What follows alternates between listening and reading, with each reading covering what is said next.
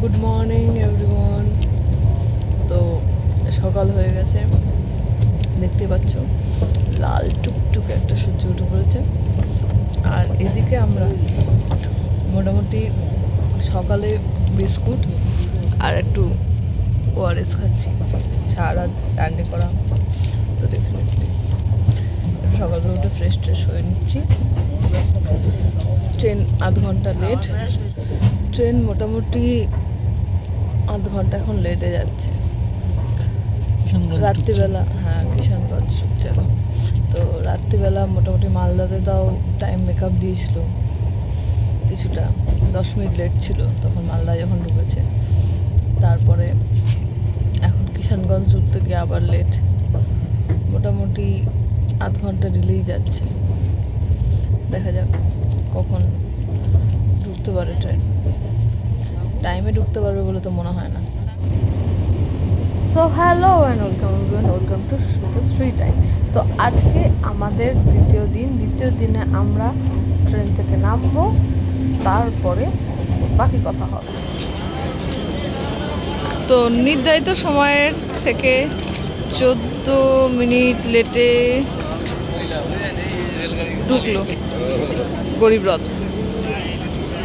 তো এখানে কিন্তু মানে রাস্তা খুঁজে পাওয়া প্রথমে একটু ডিফিকাল্ট মনে হলো, তারপরে খুব ইজি মনে হচ্ছে। ড্রাইভারদা অনেকক্ষণ আগেই ফোন করেছে, তো উনি পৌঁছে গেছে। আর আমরা এখন রাস্তা খুঁজতে খুঁজতে স্ট্যান্ডের দিকে যাচ্ছি। তো যাই, তারপর গিয়ে দেখাবো। তো এই যে বিল্ডিংটা হচ্ছে, এখান দিয়ে আমরা চলে যাচ্ছি। এই কনস্ট্রাকশন এরিয়াটা দিয়ে খুব সাবধানে আসবেন, কারণ যে কোনো সময় একটা অ্যাক্সিডেন্ট হয়ে যেতে পারে।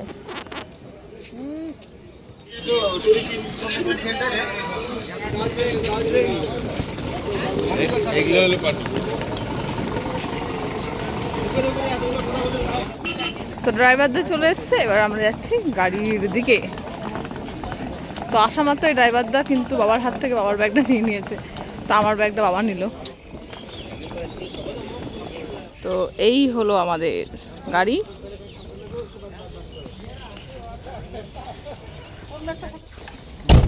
পার্কিং চার্জ কত বললো? 200। তো এবার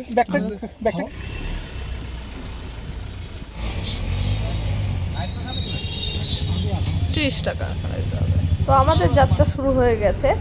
আর যেটা হয়েছিল, পার্কিং চার্জ 200 টাকা পড়েছিল যে এটা পরবর্তীকালে মানে যারা ট্যুর অপারেটর তাদের সঙ্গে অ্যাডজাস্ট হবে। তো ট্যুর অপারেটরদেরকে যখন আমরা ব্যাপারটা জিজ্ঞাসা করি, বলে যে না এরকম কোনো ব্যাপার নেই। হয়তো কিছু কিছু ট্যুর অপারেটররা এটা অবশ্যই করে, কিছু কিছু ট্যুর অপারেটররা এটা করে না। তো আমাদের ট্যুর অপারেটর এটা করেননি। আর 30 টাকা আরও এক্সট্রা চার্জ লেগেছিলো ওখানে কোনো ট্যাক্সির ইয়েতে। তো টোটাল 230 টাকা এখানে কিন্তু লেগেছে। এটা যাচ্ছে বেঙ্গল সাফারি।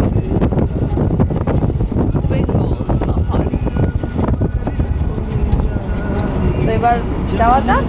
আশেপাশের ভিউ যথেষ্ট সুন্দর হতে চলেছে।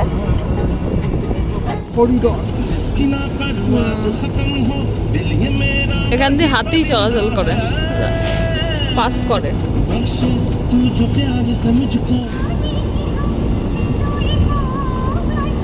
মহানন্দা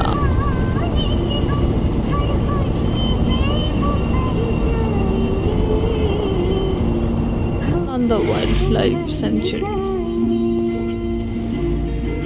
কিন্তু আমরা ড্রাইভারদাকে একটা রিকোয়েস্ট করেছি যে একটা ভালো পরিষ্কার পরিচ্ছন্ন দেখে জায়গায় দাঁড় করাবে, যেখানে আমরা একটু ফ্রেশ হতে পারবো, খাওয়া দাওয়া করবো। মর্নিং একটা ব্রেকফাস্ট তো দরকার, ব্রেকফাস্ট করে একটু ফ্রেশ হয়ে যাতে আমরা আবার গ্যাংটকের দিকে যেতে পারি।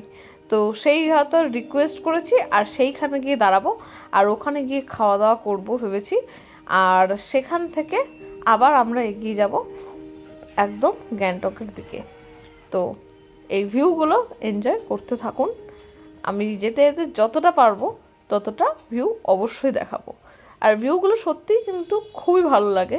এই শহরের বাড়ির জঙ্গল দেখার থেকে এই গাছগাছালার জঙ্গল দেখার শান্তিটাই অন্যরকম। তো এনজয় করুন।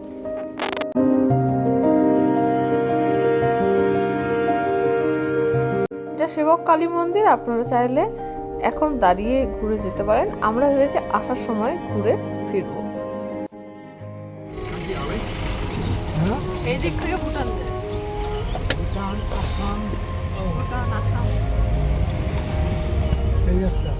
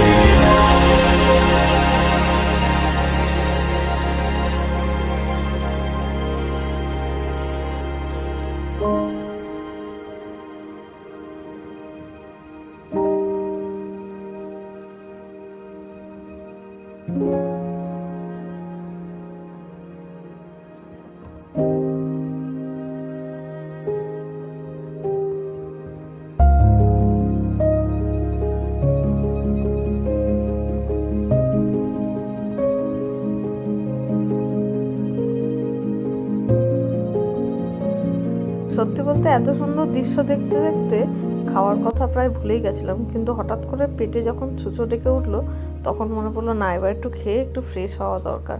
তো দাদা বললো যে মোটামুটি আমরা চলেই এসেছি যেখানে আমরা একটু খেয়ে ফ্রেশ হতে পারবো।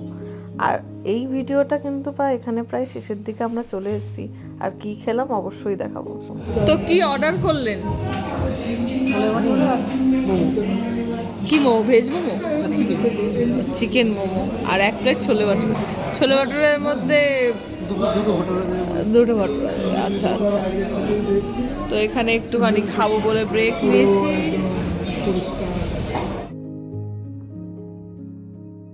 তো চলে এসছে আমাদের চিকেন মোমো। জায়গাটা যেমন পরিষ্কার পরিচ্ছন্ন ছিল, খাবারগুলো খুব ভালো ছিল। তো দেখা হচ্ছে পরের ভিডিওতে। আর পরের ভিডিও কিন্তু মিস করবেন না, কারণ পরের ভিডিও থেকে শুরু হচ্ছে আমরা গ্যাংটকে কোন হোটেলে থাকলাম, কোনখানে খেলাম, কোনখানে কিভাবে ঘুরলাম, সমস্ত কিছু ডিটেলস। আর আমাদের কত কি খরচা পড়ছে সেটাও অবশ্যই জানাবো। আর এই হোটেলসের ডিটেলস আমি যেখানে খেলাম এবং দাঁড়িয়েছিলাম আমরা, সেটা অবশ্যই আপনাদের সাথে শেয়ার করে দেওয়ার চেষ্টা করব। তো আজকের মতো এই ভিডিওটা এই পর্যন্ত। পরবর্তী সিরিজের জন্য অপেক্ষা করুন। আর ততক্ষণে আমি জানাচ্ছি বিদায়। Tata, bye bye.